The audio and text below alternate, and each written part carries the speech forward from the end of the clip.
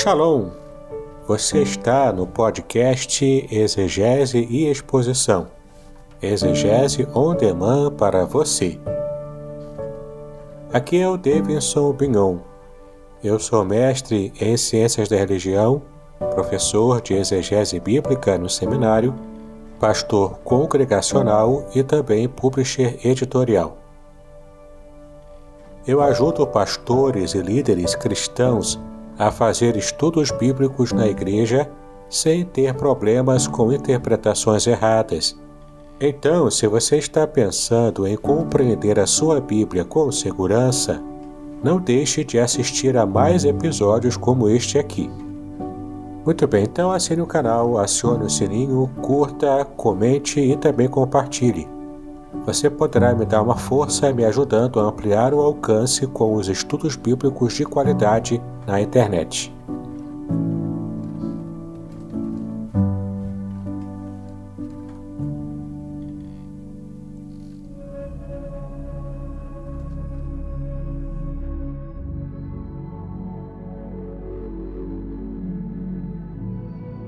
Muito bem, estamos em mais um episódio dessa série especial de estudos sobre o livro do Apocalipse. Nesses estudos introdutórios, nós já temos estudado o que significa esse gênero literário, também vimos detalhes importantes sobre o livro do Apocalipse de João, e a partir do episódio de hoje vamos tratar sobre questões de interpretação do livro do Apocalipse.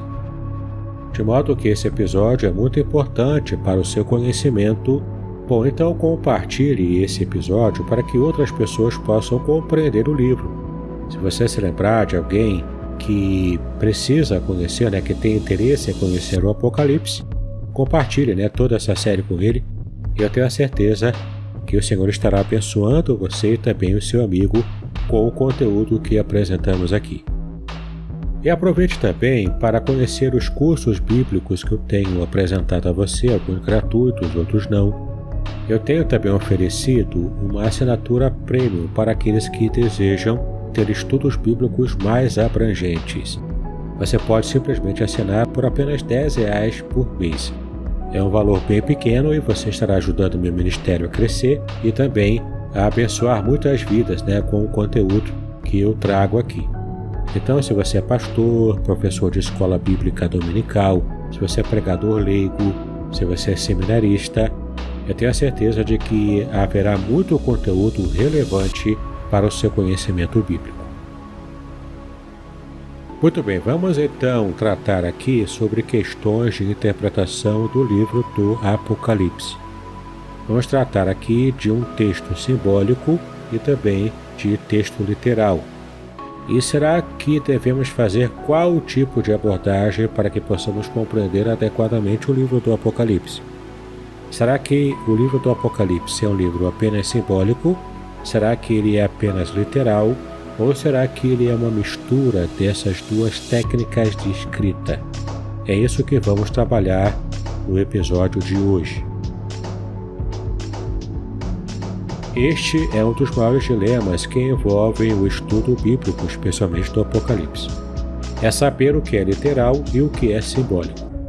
Na verdade, encontramos ambos os casos dentro das Escrituras de modo geral. Então o problema se torna ainda maior. Como discernir o literal daquilo que é simbólico, Tal tarefa nem sempre é fácil, na verdade. Muitas vezes é difícil. Em algumas hipóteses parece até mesmo impossível, a não ser que tenhamos uma iluminação divina para que possamos compreender sem sombra de dúvidas.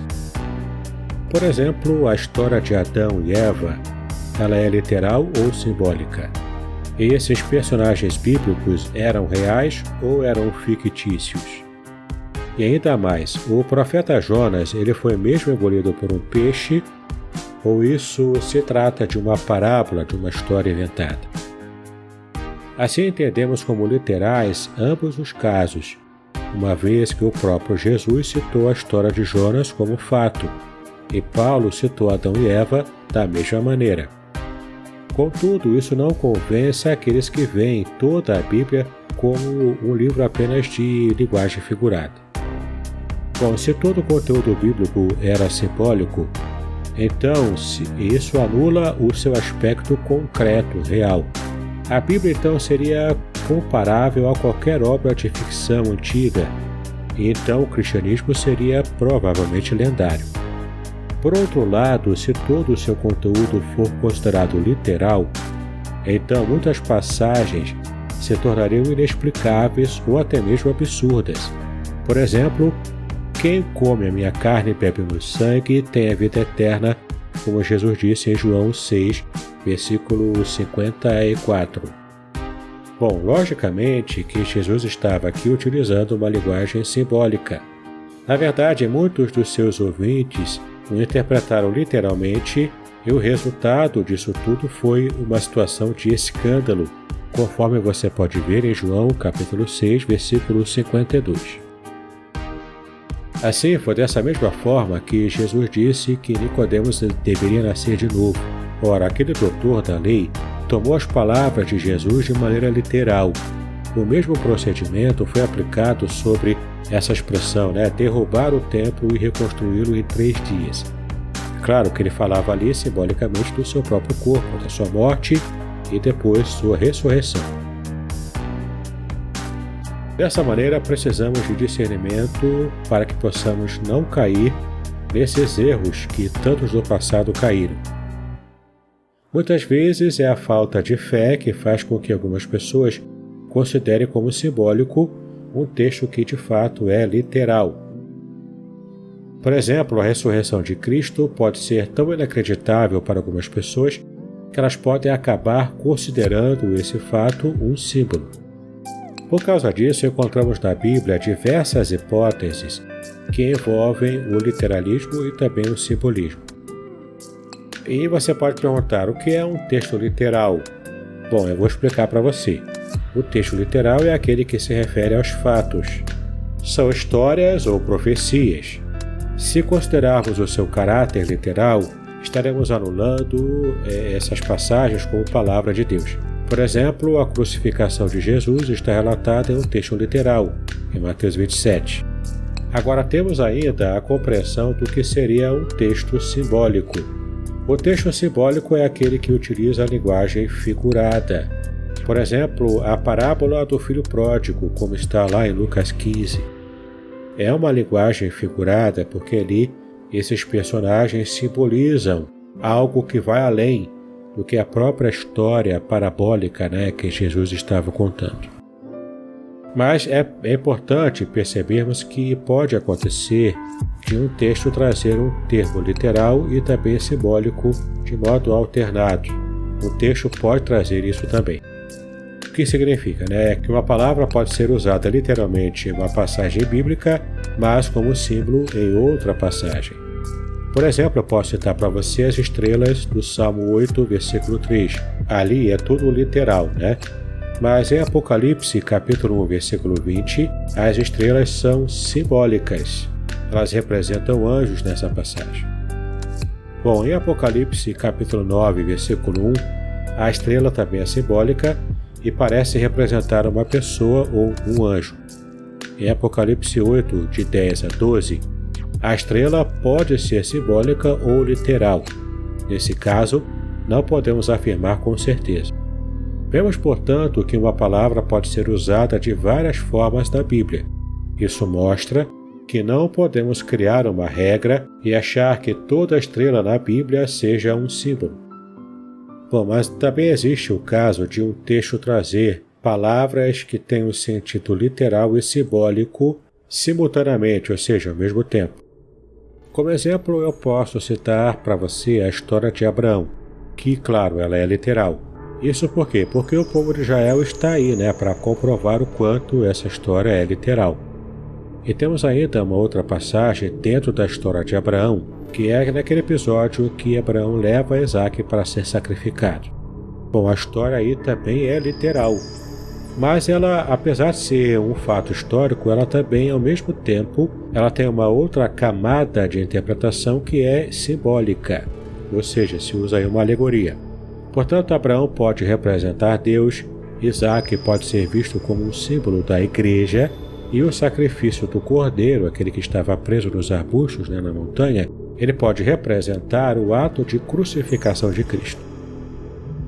Dessa maneira, você pode perceber que um texto ele pode ser literal e, ao mesmo tempo, ter uma aplicação simbólica, uma nova camada de interpretação que seja simbólica. Desse modo, podemos ver, então, inúmeros fatos do Antigo Testamento. É possível, assim, numa visão simbólica, extrair dessa visão as lições sem negar o aspecto literal do que está registrado ali. O batismo e a ceia mencionados na Bíblia, eles são literais e, ao mesmo tempo, são simbólicos. Ou seja, são fatos ocorridos, mas sempre representando uma realidade espiritual. Mas também existe uma outra ocorrência. É o caso do símbolo que traz mais de um sentido alternadamente. Sim, é verdade. Alguns termos, algumas palavras, quando elas são usadas como símbolos, podem ter um sentido em um texto e outro sentido diferente ou até mesmo o contrário em outra passagem da Bíblia. Eu posso citar, por exemplo, o leão, a figura do leão que representa Cristo em um texto, em Apocalipse 5, versículo 5. Mas essa mesma imagem do leão representa Satanás em outra passagem. Veja lá em 1 de Pedro, capítulo 5, versículo 8. É claro que há aspectos diferentes dessa comparação, mas o fato é que o símbolo do leão pode representar a Cristo em uma passagem e pode representar Satanás em outra. Bastante curioso, não é verdade? O outro exemplo é a estrela da manhã, que é o símbolo que representa também Cristo na passagem de Apocalipse 22, versículo 16, e essa mesma imagem representa o diabo em Isaías 14, versículo 12. Isso é claro, se entendermos a compreensão clássica na história da igreja de que Isaías 14 também faz uma referência simbólica e mais abrangente, se referindo ao diabo, portanto, e à sua provável origem. Não temos então nenhuma confusão nessa situação, ou seja, um símbolo é usado na Bíblia como recurso didático e não de uma forma mística, como se um animal estivesse, entre aspas, consagrado para representar apenas uma única pessoa especificada. Não podemos então fazer uma regra acerca disso. Cada texto pode apresentar uma situação diferente. Existem, porém, elementos da literatura ou na tradição judaica, também cristã, que nos permitem enxergar alguns padrões de simbologia, conforme a gente vai ver nessa sequência do nosso estudo de hoje. Vamos falar agora sobre o simbolismo no Apocalipse. Bom, João viu realidades espirituais indescritíveis e descreveu isso no Apocalipse, do modo como ele conseguiu. Notamos ainda o seu esforço para explicar o que estava vendo, ouvindo e também sentindo. Assim ele faz diversas comparações na tentativa de transmitir aos leitores as suas impressões. Assim os termos como, semelhante e o verbo também parecer são utilizados para dar uma ideia das extraordinárias visões que João estava tendo.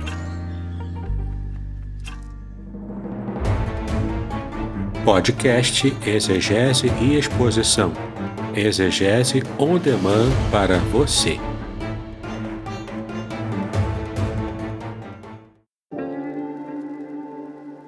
Shalom! Aqui é o Davidson Pignon. Eu ajudo pastores e líderes cristãos a fazer estudos bíblicos na igreja sem ter problemas com interpretações bíblicas erradas. Então, se você está pensando em compreender a sua Bíblia com segurança, não deixe de assistir a mais conteúdos como este aqui neste canal.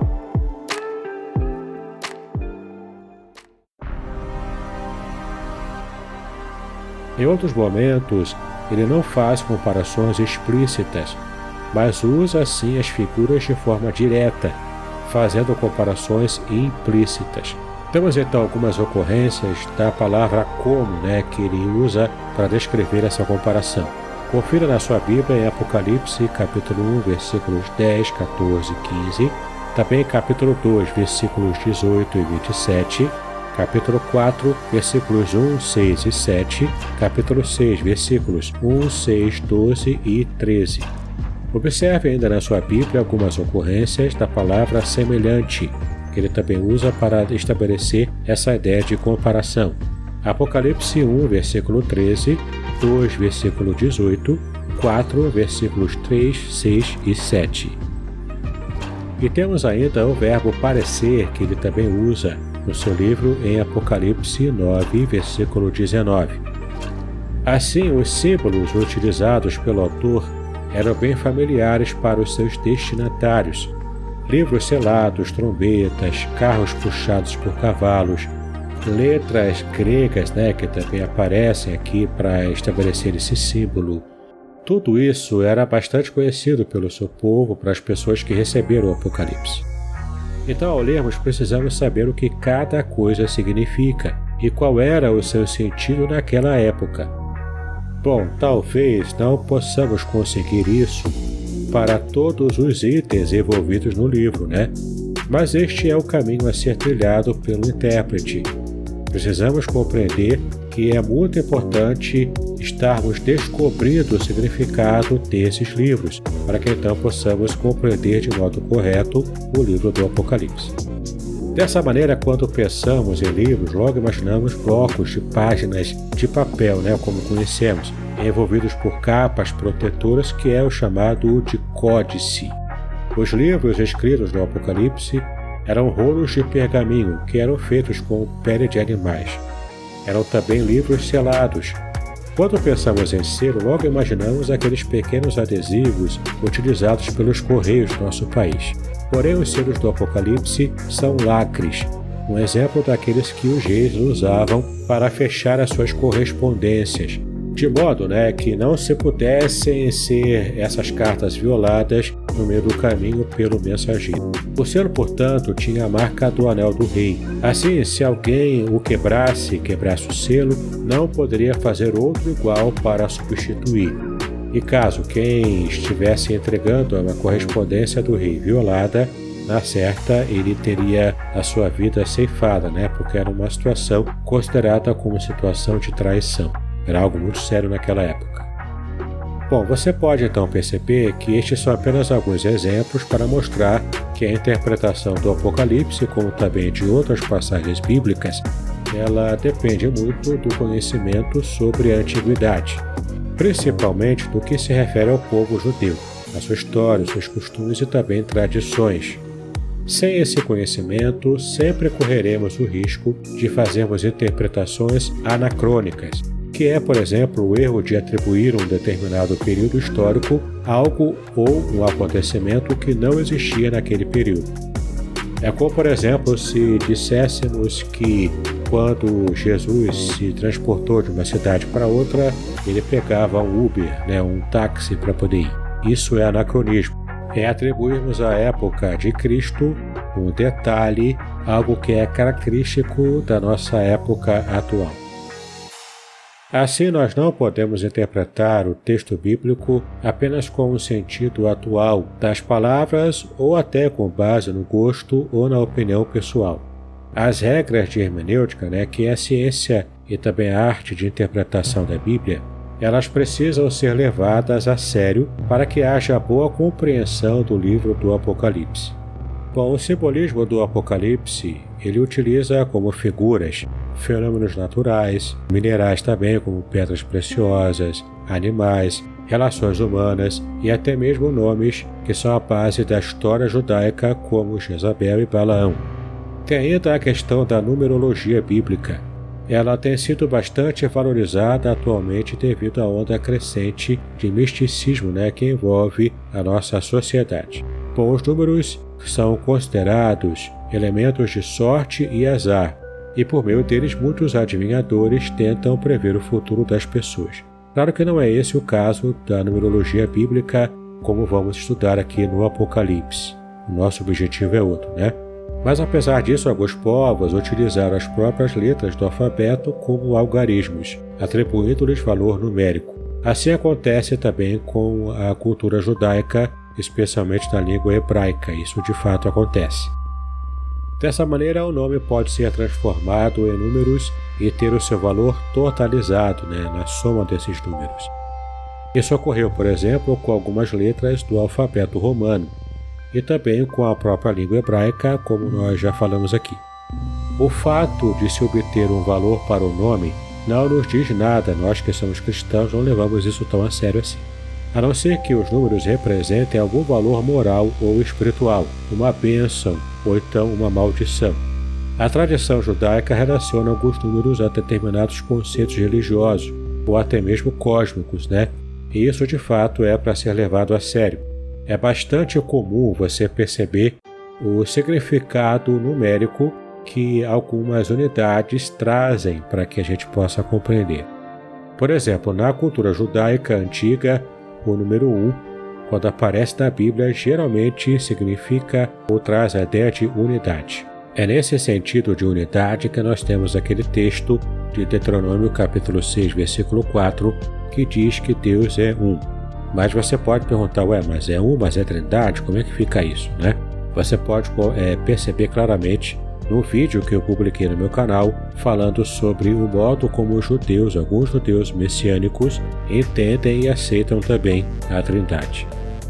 O número 2 da linguagem bíblica, linguagem simbólica da Bíblia, ele representa a fortaleza, confirmação também. O número 3, quando aparece na Bíblia, geralmente traz a ideia de divindade. O número 4 apresenta o mundo físico. Então, por exemplo, quando fala em 4 animais, ou então um animal com 4 cabeças, ali está se referindo ao mundo físico. O número 5 na Bíblia simboliza a perfeição humana. Já o número 6 representa o homem, representa, portanto, a falha humana. É muito interessante, então, e emblemático a gente perceber que o número chamado o número da besta, ele é justamente o 666, ou seja, o 6 que representa a falha humana sendo potencializada como se fosse um divino, como se fosse um falso Deus. Porque quando se repete 3 vezes, ali temos o 3, que simboliza a divindade. Então, de fato, esse número da besta trata a questão da falha humana em tentar ser Deus, o que casa perfeitamente com essa ideia do anticristo, que podemos perceber que também está revelado na palavra de Deus.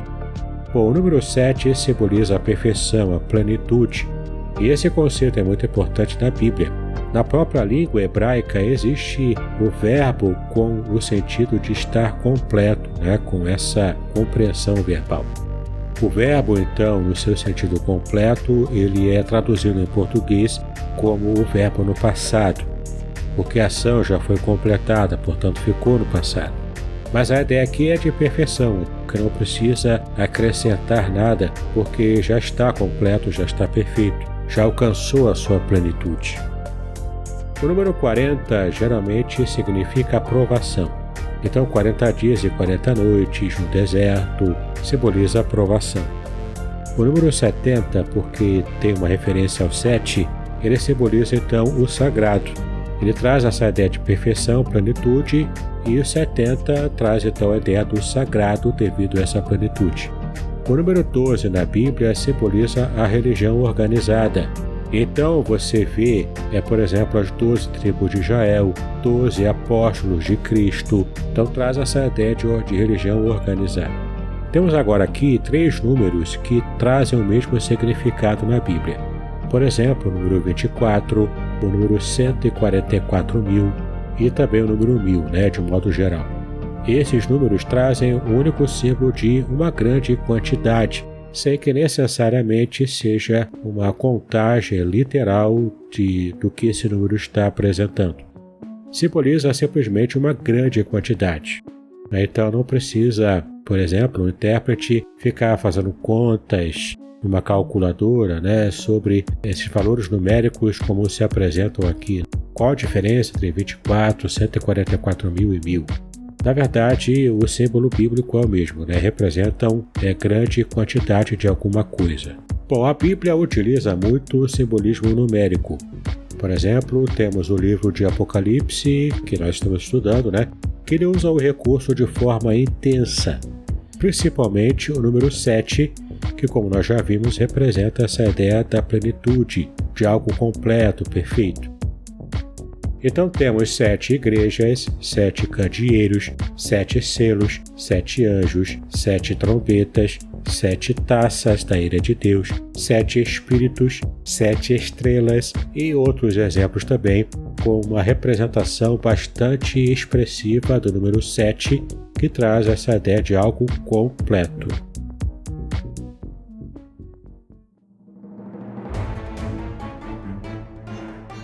Muito bem, vamos ficando então por aqui neste episódio e espero que você possa estar animado, animada para continuar o nosso estudo, porque no próximo episódio vamos estar estudando sobre alguns princípios de interpretação do livro do Apocalipse.